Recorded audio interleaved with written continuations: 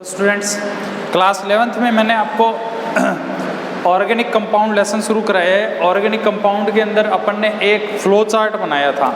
उस flow chart को मैंने दो भागों में बांटा था, जिसमें फर्स्ट मैंने आपको बताया था रेखीय कंपाउंड लीनियर और दूसरा मैंने बताया था साइक्लिक कंपाउंड। ठीक है, मैं आज बात कर रहा हूँ रेखीय लीनियर कंपाउंड की। रेखीय की जिसी को हम बोलते हैं लीनियर, इसी को हम बोलते हैं एसाइक्लिक। एसाइक्लिक का मतलब जिसमें चक्कर नहीं बना होगा, साइकिल नहीं बना होगा, वो सभी आएंगे। देखो इसके अंदर कौन आते हैं, इसमें आते हैं एल्केन, एल्कीन और एल्काइन। हिंदी में भी तुम इसे क्या बोलते हो, एल्केन, एल्कीन और एल्काइन। आपको इन तीनों के क्या जनरल फॉर्मूले आने चाहिए, सामान्य सूत्र। क्या होता है, CnH2n+2 होता है, CnH2n होता है, CnH2n-2 होता है। ये इसके क्या हो गए, फॉर्मूले हो गए एल्केन के, एल्कीन के और एल्काइन के। ठीक है, रेखीय के अंदर होता क्या है, मान लो कार्बन कार्बन में सिंगल बॉन्ड है तो एल्केन बन गया, और एक चेन के अंदर है, रेखा के अंदर है, लीनियर फॉर्म में है। ठीक है, अगर मान लो मैं यहाँ पर कीटोन ले लूँ CH3 C double bond OCH3 ले लूँ, ये भी क्या है, लीनियर फॉर्म में है। अगर मैं चलो एथेनॉल ले लूँ CH3 CH2OH ले लूँ, ये भी क्या है, लीनियर फॉर्म में है।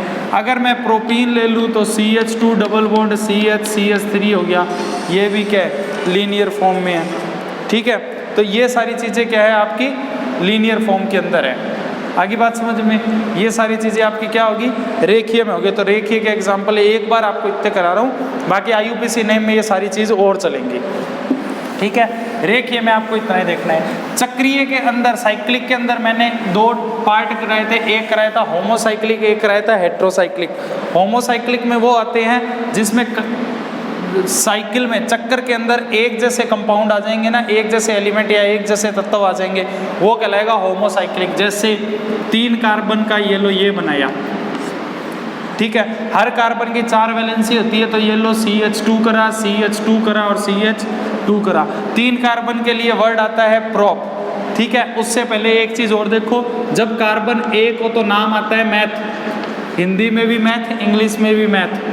2 आएगा तो नाम आता है एथ, 3 आता है तो नाम आता है प्रोप, 4 आएगा तो नाम आएगा ब्यूट, 5 होगा तो नाम आएगा पेंट, 6 होगा तो नाम आएगा हेक्स,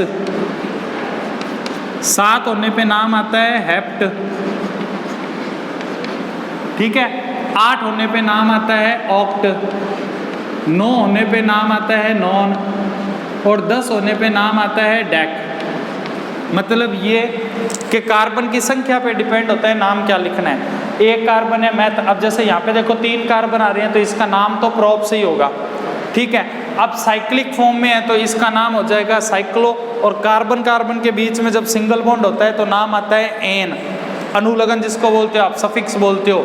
सिंगल बॉन्ड के लिए एन, डबल बॉन्ड के लिए इन और ट्रिपल बॉन्ड के लिए क्या लगाते हो, आइन लगाते हो। जब कार्बन कार्बन में सिंगल बॉन्ड आएगा तब नाम क्या लगाते हैं अपन, एन लिखते हैं। कार्बन कार्बन में सिंगल बॉन्ड आएगा तो नाम क्या लिखते हो, एन लिखते हो। जैसे इसको हम क्या बोलेंगे, साइक्लोप्रोपेन, साइक्लोप्रोपेन। ऐसे ही 4 कार्बन का आ गया तो इसको क्या बोलोगे, साइक्लोब्यूटेन।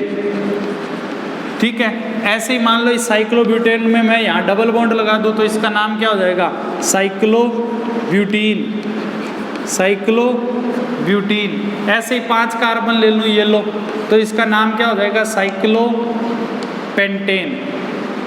ठीक है, तो ये सारे क्या हो गए, होमोसाइक्लिक हो गए, समचक्रीय हो गए, क्योंकि इनमें सभी क्या है, कार्बन कार्बन है, सारे क्या हैं, कार्बन कार्बन है। अगर मान लो मैं विषम चक्रीय की बात करूं, हेट्रोसाइक्लिक की बात करूं, तो हेट्रोसाइक्लिक के जो नाम लिखे जाते हैं वो इस हिसाब से लिखे जाते हैं कि अगर कार्बन कार्बन के बीच में क्या हुआ, देखो ये कार्बन है, ठीक है, मैं इसके एक कार्बन को इसको हटा के यहाँ पे नाइट्रोजन जोड़ दूं, ठीक है, और यहाँ पे मैंने डबल बॉन्ड लगाया तो ये कहलाता है पिरिडीन।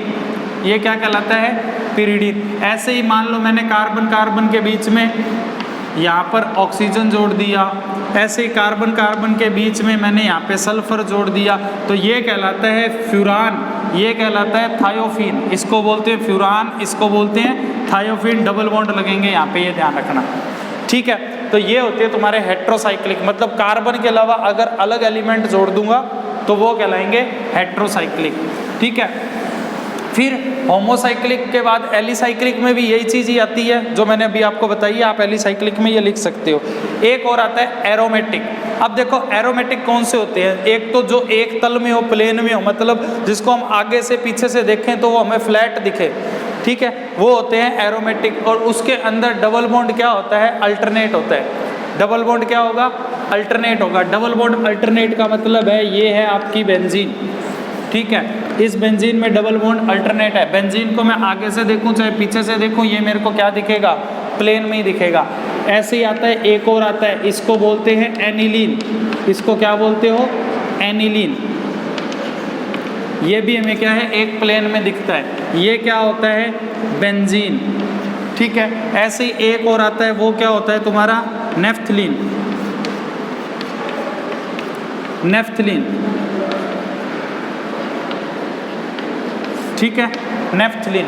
ये भी तुम्हारा क्या होता है, एरोमेटिक होता है, जिसमें डबल बॉन्ड हो, एकांतर क्रम में अल्टरनेट हो और दोनों तरफ से देखने पे एक प्लेन में दिखे। आगे से देखूं चाहे पीछे की साइड से देखूं, एक प्लेन में दिखेगा, तो वो हमारा क्या होता है, एरोमेटिक होता है, ठीक है। इतनी चीज़ मैंने आपको बतानी थी। वो जो फ्लो चार्ट बताया था वो उसकी मैंने एक बार ऊपर से बात बताई है, हालांकि ये सारे टॉपिक हमको डेप्थ में करने हैं, ठीक है। उसके बाद देखो, उसके बाद अपने टॉपिक शुरू करते हैं, वो है आपका नामकरण। नामकरण, नोमेनक्लेचर। नामकरण, ठीक है, नोमेनक्लेचर। देखो नाम आप 3 तरीकों के पढ़ोगे, अभी मैं एक ही करा पाऊंगा, ठीक है। एक तो है रूढ़पत्ति में, रूढ़पत्ति को इंग्लिश में बोलते हैं ट्राइबल सिस्टम, ट्राइबल सिस्टम। एक होता है व्युत्पन्न पत्ति में, इसको हम बोलते हैं ड्राइव्ड सिस्टम, ठीक है। और लास्ट होता है आईयूपीएससी। इंपॉर्टेंट तीनों ही हैं, सबसे ज़्यादा कौन सा होता है, आईयूपीएससी होता है, ठीक है। इंपॉर्टेंट तीनों ही हैं। तो रूढ़पत्ति, व्युत्पन्न पत्ति, आईयूपीएससी, ट्राइबल सिस्टम, ड्राइव्ड सिस्टम और आईयूपीएससी सिस्टम में होते हैं, ठीक है। रूढ़पत्ति में कौन से नाम होते हैं, देखो ट्राइबल सिस्टम के अंदर जो नाम लिखे जाते हैं वो नाम आपके किस हिसाब से लिखे जाते हैं, वो भी 3 टाइप के लिखे जाएंगे। 3 नाम आप लिखोगे, एक लिखोगे नॉर्मल, नॉर्मल, ठीक है। एक लिखोगे आइसो, इसको इंग्लिश में भी क्या बोलते हैं, आइसो। एक लिखोगे नियो, इसको इंग्लिश में भी क्या बोलोगे, नियो। इसका मतलब क्या होता है, जब कार्बन कार्बन सीधी चेन में जुड़े हैं तब वर्ड के आगे क्या लगा सकते हैं, नॉर्मल। जैसे 4 कार्बन सीधे आपने जोड़ दिए तो आप लिखोगे नॉर्मल ब्यूटेन, 5 कार्बन सीधे लिख दिए तो आप लिखोगे नॉर्मल पेंटेन, 6 कार्बन आपने सीधे एक लाइन में लिख दिए तो क्या लिखोगे, नॉर्मल हेक्सेन, ठीक है। 1 सेकेंड, ये लो, ठीक है। 4 कार्बन है, ये आपकी स्क्रीन में आ रहा नहीं होगा, थोड़ा देख लेना, ठीक है। तो 4 कार्बन से ऊपर पे हमेशा नॉर्मल लगाते हैं, 3 पे चाहे मत लगाना, ठीक है। आइसो वर्ड कब आता है, आइसो वर्ड हम जब लगाते हैं जब हमारे क्या हो, कार्बन के बीच में, देखो ये लगता है, एक कार्बन जब 2 कार्बन से घिरा होगा, एक कार्बन जब 2 कार्बन से घिरा होता है तब वर्ड कौन सा लगता है, आइसो। तब वर्ड कौन सा लगता है, आइसो, ठीक है। और ये नियो वर्ड कब लगता है, जब एक कार्बन तीनों तरफ से किससे घिरा हो, कार्बन से घिरा हो। जब एक कार्बन तीनों तरफ से किससे घिरा हो, कार्बन से घिरा हो, तो वर्ड लगता है आपका नियो। जैसे मैं यहाँ यूँ बनाऊँ CH3 CH CH3 CH3, मैं पूछूँ बताओ इसका रूढ़पत्ति में ट्राइबल सिस्टम में नाम क्या है, आप कहोगे सर आइसो बन रहा है, 4 कार्बन है, आइसोब्यूटेन। ऐसे ही CH3 CH CH3 CH2 CH3, 5 carbon है, आइसो बन रहा है, आइसोपेंटेन बोलेंगे।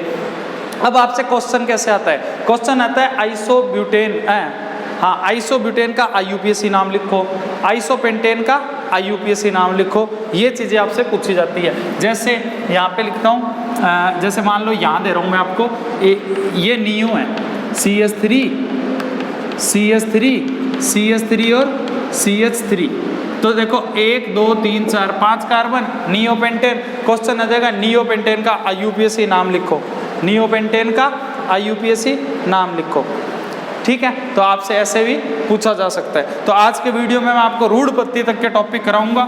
नेक्स्ट वीडियो में मैं आपको व्युत्पन्न पत्ती और IUPAC कराऊंगा। ठीक है, हालांकि वीडियो लेक्चर में IUPAC आपको कम करा पाऊंगा, IUPAC टॉपिक ऑफलाइन ज़्यादा अच्छा समझ में आता है। ठीक है, ऑनलाइन आपको थोड़ा आएगा, मतलब एग्जाम्पल में ज़्यादा नहीं करा पाऊंगा।